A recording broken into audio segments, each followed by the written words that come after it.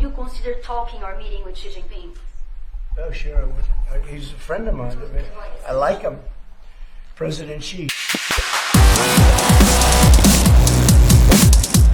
A tensão comercial entre os Estados Unidos e a China atingiu um novo nível. Nessa quinta-feira, após semanas de trocas de acusações, o governo chinês endureceu o discurso e afirmou que não recuará diante das pressões tarifárias de Washington. A embaixada da China nos Estados Unidos foi direta: não recuaremos, destacando que o país está pronto para resistir às provocações norte-americanas. Em um comunicado contundente, o ministro do Comércio da China afirmou que os Estados Unidos estão se colocando contra o resto do mundo, ao usar tarifas como ferramenta de pressão política. Ele declarou que a China está disposta ao diálogo, mas qualquer negociação precisa acontecer com respeito mútuo e igualdade. Segundo o ministro, se o Washington quiser uma guerra comercial, Pequim está pronta para lutar até o fim. Do lado americano, o clima também é de firmeza. O secretário do Tesouro dos Estados Unidos afirmou que a estratégia adotada pelo presidente Donald Trump está funcionando como planejado. Após elevar tarifas sobre os produtos chineses para 125%, Trump anunciou uma pausa de 90 dias nas tarifas para o restante do mundo, mas manteve a pressão sobre a China. Aparentemente, a Casa Branca não teve como manter esta versão diante dos fatos. Os números e o mercado financeiro derreteram ao longo dos últimos dias. Isso muito provavelmente deve ter feito muita pressão sobre o governo de Trump e por isso decidiram simplesmente voltar atrás, recuar nesta guerra comercial instalada pelo próprio governo Donald Trump, né? Então, a gente teve basicamente duas grandes reações que talvez não vieram como esperado por Trump.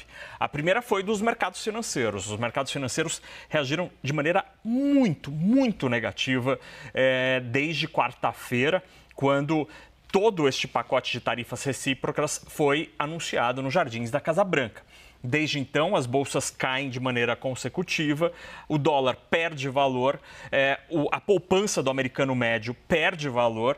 Isso tudo faz com que haja um sentimento de destruição de riqueza. Este sentimento está muito claro hoje na economia norte-americana, o que gerou uma série de críticas, inclusive de eleitores que apoiaram Donald Trump, por exemplo, os grandes nomes do mercado financeiro nos Estados Unidos. Então, esta foi a primeira reação, que talvez tenha saído de uma maneira pior que se esperava, de uma reação mais assintosa, mais forte do que se esperava em termos de ativos financeiros.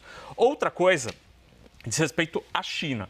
A reação da China foi muito mais vocal do que talvez a Casa Branca esperasse. Porque, ao contrário do que aconteceu com os europeus, ao contrário do que aconteceu com outras nações que indicaram, ok, vamos negociar, vamos abrir aqui um canal de negociação, como aconteceu com o Japão, o Vietnã abriu um canal de negociação também, mesmo os europeus que têm discursos ali um pouco aqui, outro acolá, mas eles abriram uma porta de negociação. A China não. A China disse, vocês querem ir para a briga? Então vamos também, e impuseram taxas idênticas àquelas anunciadas pela Casa Branca.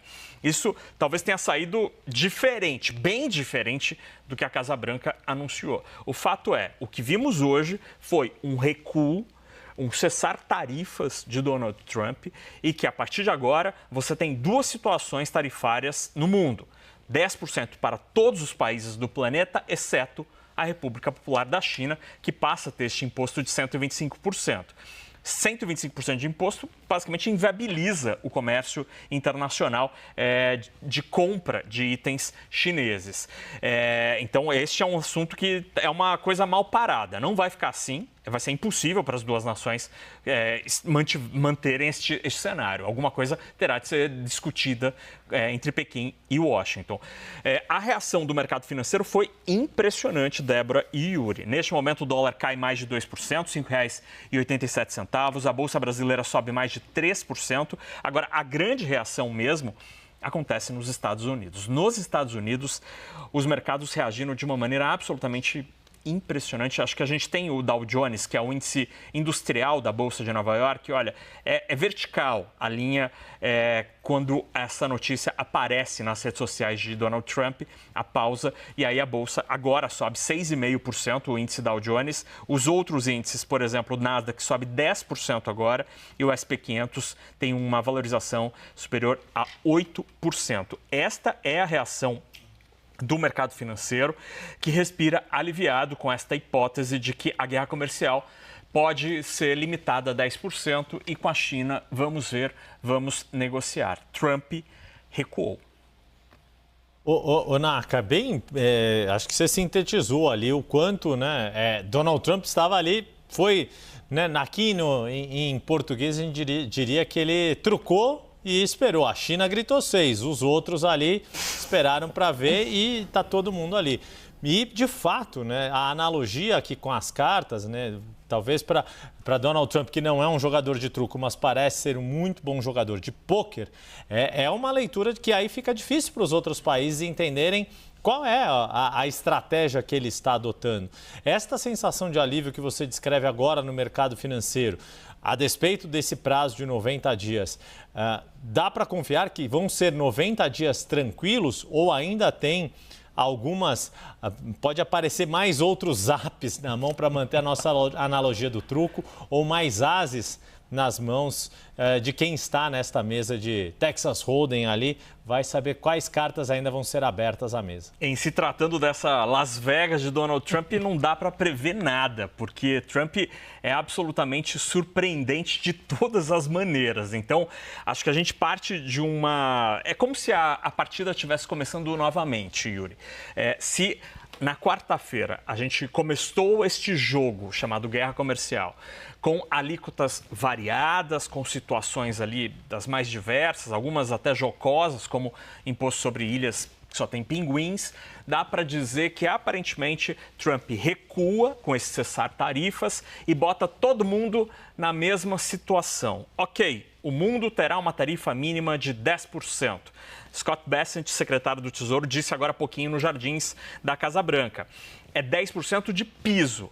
Caso países decidam retaliar os Estados Unidos da América, serão punidos. E aí uma coisa interessante. Hoje, Friedrich Merz, que é o novo líder do governo alemão, disse que a Alemanha estará na vanguarda de uma forte resposta europeia às tarifas de Trump. Esta indicação, para mim, foi muito simbólica, porque a Alemanha, como sendo a principal economia europeia, na figura de seu líder, que foi recém-eleito, ele trouxe um discurso diferente daquele ouvido em Bruxelas. Em Bruxelas existe uma sensação de concordância, de não vamos levantar a voz, vamos tentar oferecer alguma proposta aqui. Este tom de Merz é um pouco diferente. Isso talvez também tenha pesado nessa história toda, do tipo, não pode não ser só a China que está querendo nos peitar. Então, você teve uma série de indicações ali de coisas que vieram diferente do que a Casa Branca esperava. E na entrevista de há pouco, Bessent disse, não foram os mercados que geraram esta reação, esta volta atrás. O passo atrás foi uma decisão do presidente Donald Trump, porque, segundo Bessent, 75 países bateram a porta da Casa Branca para negociar. Só que a tarifa anunciada quarta-feira não se aplica só a 75 países, para o mundo inteiro, né? São sempre tralalá países, aí quase 200 nações, inclusive ilhas de pinguins. Então, me parece um pouco contraditório este argumento. Eles jamais vão admitir que foi a reação do mercado, a pressão de eleitores bilionários que botaram milhões de dólares na campanha e que estavam pressionando, criticando o governo Donald Trump. E aí, só para arrematar, Yuri e Débora, um aspecto muito importante. Durante a entrevista coletiva, uma colega que estava lá no Jardins da Casa Branca perguntou sobre a situação específica do Brasil. Se a situação de países que não tinham tarifas recíprocas acima de 10%, aquelas que começaram a vigorar hoje, como fica a situação? E Scott Bessent disse, está mantida. Então, para o Brasil especificamente, o secretário do Tesouro respondeu a uma pergunta dizendo que a situação do Brasil, para o Brasil, nada muda, continuam as tarifas, a taxa de importação de 10%. Isso, até do ponto de vista brasileiro, é ruim, porque o que era uma vantagem até uma hora atrás, o Brasil tinha uma alíquota de só 10%, hoje não é mais uma vantagem. Tirando a China, todos os outros países têm uma alíquota igualzinha à do Brasil a partir deste momento. Muito bem. A pergunta que eu ia te falar é justamente como isso impacta o Brasil. Você já trouxe aqui a resposta do secretário, falando especificamente em que nada muda em relação à tarifa. porque a gente já tinha esse piso de 10%. Você também já deu aqui uma outra abordagem, né, nessa repercussão de que até uma hora atrás nós tínhamos uma vantagem em relação a outras várias nações e agora está todo mundo igual, exceto a China. Só que mais um aspecto, para a gente dar mais um passo à frente, Naka, é o seguinte, a cada movimento, a cada anúncio que o Donald Trump faz, aí as empresas, né, vão começar a fazer seus cálculos pensando, bom, então não vai entrar produto da China lá, vou aumentar para tentar exportar aqui. As peças, eles mexem ali, as outras peças vão observando para ver como vão se mexer. A minha pergunta é, o quanto essa política errática, né, esse vai e vem de Donald Trump, ele acaba imobilizando os outros players e até a própria indústria americana que não sabe em qual cenário trabalhar, porque como é que você aporta um grande investimento, por exemplo, para, não, agora vou fortalecer aqui, vou suprir o que a China trazia, não traz mais, vou suprir com produtos nacionais dos Estados Unidos. Amanhã ele muda de ideia, abre de novo, enfim, num contexto mundial e também sob o aspecto do Brasil. Gostaria que você me falasse o quanto isso congela aí os movimentos dos empresários, dos produtores do mundo. Esse aspecto é interessantíssimo, Débora, porque ao longo dos últimos dias, desde quarta-feira, né, mas especialmente nesta semana, o que começou a aparecer em conversas mais reservadas ou em documentos de grandes lideranças do mundo econômico global, foram duas palavras, confiança e credibilidade. Pela primeira vez em muito tempo, a credibilidade ou a confiança depositada na maior economia do planeta pareceu que começou a ser arranhada. Porque diante do que aconteceu ao longo das últimas semanas, não dá muito para confiar no que diz, no que pensa a pessoa que ocupa hoje a cadeira principal da Casa Branca. E isso fez com que vários nomes de Wall Street começassem a soltar alertas sobre a credibilidade da economia americana e do discurso americano. Dá para confiar no que a Casa Branca está decidindo? Dá para confiar no que a Casa Branca prometeu? Dá para confiar no que a Casa Branca vai tomar de atitude, de medida? E esta preocupação, me parece que esta não acaba neste momento. A bolsa pode até subir, o dólar pode cair, uma ação ou outra se recuperar do tombo. Isso é absolutamente conjuntural, é uma coisa de curto prazo. Outra coisa, e aí é muito mais profundo, é quando a gente fala da credibilidade, da confiança que existe com, por exemplo, a figura do presidente dos Estados Unidos da América ou com os ativos financeiros dos Estados Unidos. E um sinal disso, Débora, para mim é muito claro no ouro. O ouro, apesar desta super reação do mercado financeiro, que está comemorando o que Trump acabou de anunciar, Scott Bessent acabou de anunciar, o ouro continua subindo. Porque existe uma percepção de que a credibilidade da economia americana está se esvaindo, pelo menos na figura de Donald Trump. E o ouro é, historicamente, desde a época medieval, um lugar onde quem tem medo bota seu dinheiro. E se o ouro continua subindo, apesar da alta da bolsa, das ações e da queda do dólar, é porque as pessoas podem até estar comemorando esta notícia, mas colocar o dinheiro por muito tempo, talvez ainda estejam bastante receosas.